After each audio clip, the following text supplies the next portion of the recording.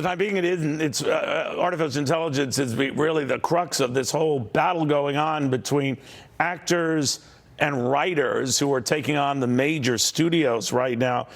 Mike Gallagher really wanted to step back and get a good read on all of this from everybody. He not only was able to sit down with Ro Khanna, the aforementioned congressman, but Elon Musk. You might have heard about that latter fellow. Anyway, Congressman, very good to see you. Both sides say this AI thing is accelerating quickly. I know Elon Musk had argued maybe we should pause it right now. When you met with him and the congressman, what did you learn about any hope of a pause? Well, I think the fact that Elon himself has now entered into the AI race, launching XAI hours before our conversation, suggests what I felt from the beginning, which is that the pause is impractical. I don't want to discount the concerns over AI. Certainly I'm hearing those from constituents, and it's important that we take those concerns seriously and we develop a framework for using AI ethically. But if we pause, only one party benefits, and that's the Chinese Communist Party. And the one thing we know for certain is that the Chinese Communist Party will use this technology for evil in order to turbocharge their Orwellian, genocidal, totalitarian surveillance state and then export that model around the world. So we don't have the luxury of pausing. We in the free world at least have the opportunity to wield this technology for good, not for evil, as the CCP will do. You're talking about the Chinese Central Party. Let me ask you a little bit about this pause thing, because you're quite right. China's not pausing. Then the issue becomes the fallout, the economic fallout. You have all of these, actors and writers who are picketing right now because that's their biggest fear, that AI is going to replace them, and they're going to be streamed right out of those jobs. What do you think?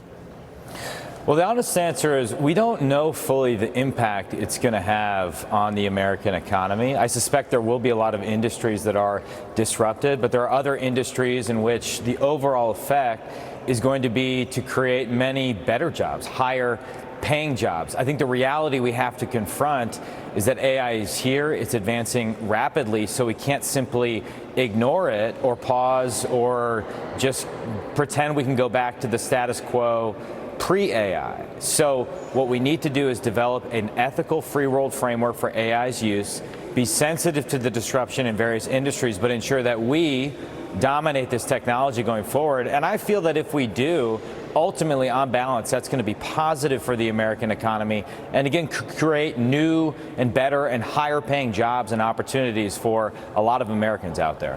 What do you think, while I still have you, sir, this young soldier who is being detained in North Korea? He walked right in to North Korea. What should we do? Well, I've only heard press reports of this. I haven't gotten an official briefing. We're hoping we're going to get something. But obviously, anybody who's familiar with the case of Otto Warmbier knows how dangerous this is. We're dealing with a fanatical regime, an enemy regime, and so our heart goes out to his family. I'm hoping to get more information so that we can ascertain what we can do to deal with it. One thing I've said for a long time is that traditionally people that make the case for cooperating with China say that our interests are shared when it comes to stability on the Korean Peninsula.